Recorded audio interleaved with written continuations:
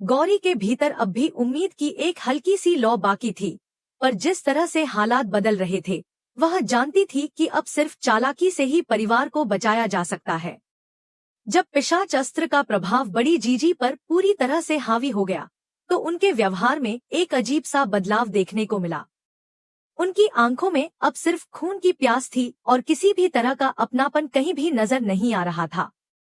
यह वही बड़ी जीजी नहीं थी जिन्होंने कभी गौरी को अपनी बेटी की तरह अपनाया था। उन्होंने चाचा को बिना किसी झिझक के मार डाला और अब पूरी फैमिली पर पिशाचों का साया गहराने लगा था। गौरी ने देखा कि कैसे धीरे धीरे एक एक करके सभी पर पिशाच का प्रभाव हावी हो गया। कोई अपनी पहचान खो बैठा था, कोई अपनों पर वार करने लगा था। ऐसे में वह जानती थी कि अब सिर्फ एक ही रास्ता बचा है, दावंश को भ्रमित करना और उसके सबसे करीबी हथियार यानी मोहना की शक्तियों को किसी तरह कमजोर करना।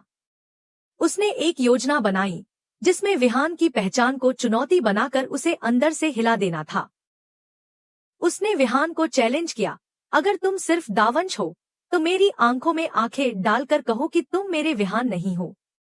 इस चैलेंज के जरिए गौरी ने न सिर्फ विहान की भावनाओं को जगाने की कोशिश की, बल्कि उसने यह भी लक्ष्य बनाया कि वह दावंश की जेब से पिंजरे की चाबी चुरा सके।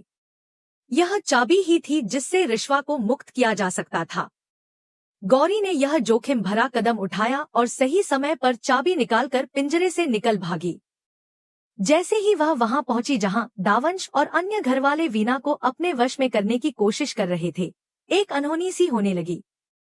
वहां की हवा में अजीब सी कंपन थी। लेकिन प्रथम वंशों की दिव्य विभूति ने एक बार फिर रिश्वा को शक्ति दी, जिससे वह थोड़ा बहुत ही सही पर विजयी होती नजर आई। मोहना के आने से पहले तक लग रहा था कि रिश्वा की जीत अब स्थायी हो जाएगी और पिशाचों का खात्मा हो जाएगा, पर किस्मत को कुछ और ही मंजूर था। जैसे ही मोहना वहां आई, पूरे माहौल का रंग ही बदल गया।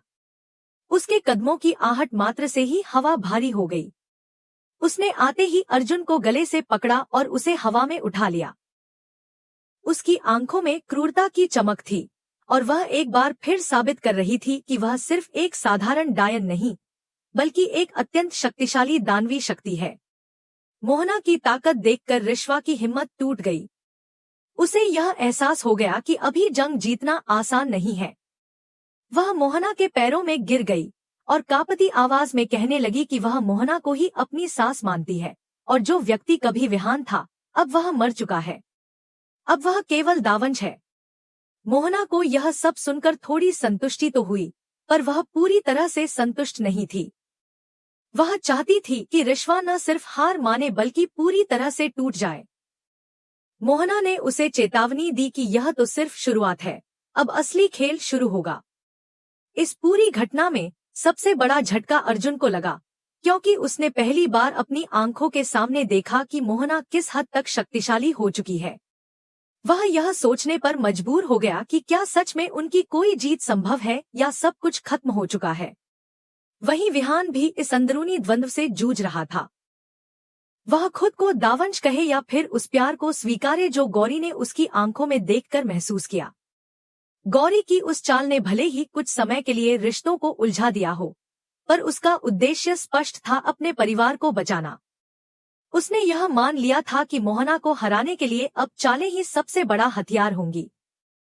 वह जानती थी कि मोहना किसी साधारण वश की नहीं, बल्कि प्राचीन अंधकार से उत्पन्न हुई है और उसकी शक्तियां सिर्फ शारीरिक नहीं, बल्कि मानसिक भी है। इसीलिए गौरी ने अपनी रणनीति बदलनी शुरू कर दी। उसने अपने भीतर की शक्ति को पहचाना और उस पर विश्वास करना शुरू किया।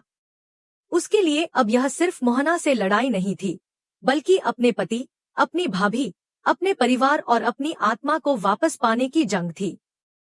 वह जान चुकी थी कि मोहना की सबसे बड़ी कमजोरी उसका घमंड है और उसी पर वार करके उसे हराया जा सकता है।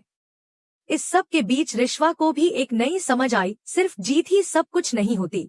कभी कभी खुद को कमजोर दिखाकर दुश्मन को मजबूत समझने का भ्रम देना भी जीत का एक हिस्सा होता है, और शायद यही उसकी नई चाल का हिस्सा था।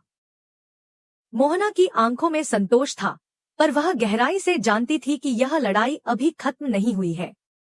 वहीं गौरी की आंखों में एक अलग ही चमक थी, वह अब भी टूटने को तैयार नहीं थी और उसकी आंखों में यह साफ दिख रहा था कि कहानी का असली मोड़ अभी बाकी है। इस लड़ाई में सिर्फ तंत्र, मंत्र और अस्त्रों की बात नहीं थी। यह जंग भावनाओं, रिश्तों और आस्था की थी, जिसमें हर कदम पर एक नया ट्विस्ट था, हर मोड़ पर एक नई चाल और हर आंसू के पीछे छिपा था एक अनकहा संकल्प, अपनों को वापस लाने का, हर अंधेरे को हराने का। वाह मेरे दावंश, शाबाश! मोहना की आवाज कमरे में गूंज उठी। उसकी आंखों में अब बस एक ही लक्ष्य था, गौरी को इस घर से बाहर निकाल देना, हमेशा के लिए। वह चाहती थी कि दावंश अब आखिरी काम कर दे, वह काम जो उसकी जीत को पूरी कर दे। उसने आदेश दिया, अब तुम इस गौरी को, इस लड़की को इस घर से बाहर फेंक दो। उस क्षण सबकी सांसें थम सी गईं। विहान, जो अब दावंश के प्रभाव में था, मोहना के आदेश पर आगे बढ़ता है, लेकिन तभी अचानक कुछ ऐसा होता है जो पूरी कहानी को पलटकर रख देता है। दूर कहीं से हर्ष आता है और उसके साथ होते हैं प्रथम वंशों के वे योद्धा, जिनकी शक्ति दिव्य और अप्रतिम थी।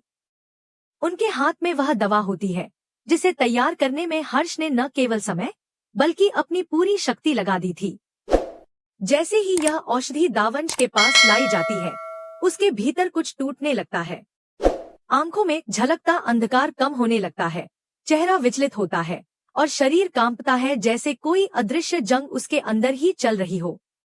धीरे धीरे वह जो अब तक दावंश बन चुका था, उसके भीतर से फिर से वही विहान बाहर आने लगता है, वही विहान जो गौरी से प्यार करता है, जो रिश्वा को अपनी भाभी मानता है और जो मोहना की दुष्टता के खिलाफ हमेशा खड़ा रहा है। यह परिवर्तन मोहना को बेचैन कर देता है। वह समझ जाती है कि अगर अभी नहीं रोका गया तो वह सब कुछ हार जाएगी जो उसने इतने वर्षों में इकट्ठा किया है, डर, सत्ता और परिवार पर नियंत्रण। गौरी उस वक्त वहीं खड़ी होती है, उसकी आंखों में एक उम्मीद फिर से चमक उठती है। जैसे ही विहान पूरी तरह अपने असली स्वरूप में लौटता है, वह चाबी हासिल कर लेता है जो मोहना की सारी तंत्र शक्तियों के खिलाफ एक सुरक्षा कवच है। यह वही चाबी है जिससे वह न सिर्फ गौरी को बचा सकता है, बल्कि पूरे परिवार को भी इस पिशाच संकट से मुक्ति दिला सकता है। लेकिन मोहना आसानी से हार मानने वालों में से नहीं थी। जैसे ही उसने देखा कि उसकी पकड़ ढीली पड़ रही है, वह फौरन आगे बढ़ती है और गुस्से में गौरी का गला पकड़ लेती है। अब वह केवल उसे घर से बाहर निकालने की कोशिश नहीं कर रही थी, वह उसे खत्म कर देना चाहती थी। उसकी आंखों में नफरत की ऐसी आग थी जो किसी भी साधारण इंसान को भस्म कर दे। गौरी की सांसें थमने लगती हैं, लेकिन वह फिर भी हार नहीं मानती। उसकी आंखें अब भी विहान को देख रही होती हैं, मानो वो उससे कह रही हो, मैंने तुझ में विश्वास किया था, अब तुझे ही मुझे बचाना होगा। ठीक उसी समय हर्ष और विहान दोनों दौड़ते हुए आते हैं। वे समझ जाते हैं कि अगर अभी कुछ नहीं किया गया तो बहुत देर हो जाएगी। हर्ष अपनी शक्ति से मोहना पर वार करता है, जिससे उसकी पकड़ थोड़ी ढीली होती है और गौरी को थोड़ा आराम मिलता है। विहान तुरंत आगे बढ़ता है और मोहना से टकरा जाता है, जिससे दोनों के बीच एक जबरदस्त जादुई टकराव शुरू हो जाता है। यह कोई आम युद्ध नहीं था, यह था प्रेम बनाम अंधकार, आस्था बनाम घृणा और बलिदान बनाम स्वार्थ का युद्ध। विहान और मोहना के बीच ऊर्जा की लहरें गूंजने लगती हैं। चारों ओर रोशनी और अंधकार की लहरें टकरा रही होती हैं और इस सब के बीच गौरी जमीन पर लेटी हुई अपनी आंखों से यह सब देख रही होती है, अपनी आंखों के सामने वह संघर्ष जो उसकी खातिर हो रहा है। लेकिन सब कुछ इतना आसान नहीं होता। मोहना की शक्ति वर्षों की तपस्या और पिशाचों की आत्माओं से पोषित है। उसके वार अब और तीव्र होते जा रहे थे और विहान को हर बार संभालने के लिए अपनी सीमाओं से परे जाना पड़ रहा था। हर्ष भी अपने मंत्रों से उसे रोकने की कोशिश कर रहा था, लेकिन हर पल ऐसा लग रहा था कि मोहना एक कदम आगे निकल रही है। ऐसे में गौरी के अंदर भी एक ऊर्जा जागती है। वह जानती है कि वह सिर्फ एक पीड़िता नहीं है, वह भी प्रथम वंशों की बहू है और उसके अंदर भी वह शक्ति है जो उसे मोहना जैसी महाडायन से लड़ने का अधिकार देती है। उसने धीरे धीरे अपने अंदर की चेतना को पुकारा और एक तेज रोशनी उसके चारों ओर फैल गई। अब वह सिर्फ गौरी नहीं रही, वह बन चुकी थी त्रिनेत्रा, वो शक्ति जो मोहना की सबसे बड़ी दुश्मन बन सकती थी। जैसे ही गौरी खड़ी होती है, मोहना थोड़ी पीछे हटती है। पहली बार उसकी आंखों में भय दिखाई देता है, वह भय जो एक सच्ची शक्ति के सामने आता है, वह भय जो बताता है कि अब उसका अंत भी निकट है। मोहना अब पूरी ताकत झोंक देती है, लेकिन विहान, हर्ष और गौरी ये तीनों अब एक होकर लड़ रहे होते हैं। उनकी सामूहिक शक्ति से मोहना की शक्ति धीमी पड़ने लगती है। उसकी आंखों की चमक फीकी पड़ती है और उसका जादू अब प्रभावहीन होता जा रहा है। जैसे जैसे युद्ध अपने अंतिम पड़ाव की ओर बढ़ता है, दर्शकों के मन में भी यही सवाल उठता है, क्या मोहना को हराकर फिर से सुख शांति लौटेगी या यह सिर्फ एक नया अध्याय है उस अंधेरे की कहानी का जो कभी खत्म नहीं होती। दोस्तों, इस दिल थाम देने वाले मोड़ के बाद अब यह देखना दिलचस्प होगा कि क्या वाकई मोहना का अंत होगा या फिर यह बस एक और परीक्षा है उन लोगों की जो रिश्तों और प्रेम के लिए हर हद तक जा सकते हैं। क्या आप भी मानते हैं कि अंत भले ही कितना भी अंधकारमय हो, पर जब साथ होते हैं प्रेम, विश्वास और एकता, तो सबसे बड़ी दानवी शक्ति भी हार जाती है। हमें अपने विचार कमेंट करके जरूर बताएं और ऐसे ही ट्विस्ट और रहस्य से भरे पल जानने के लिए जुड़े रहें हमारे साथ, क्योंकि ये तो बस शुरुआत है। जादू तेरी नजर, डायन का मौसम की अगली कहानी अभी बाकी है।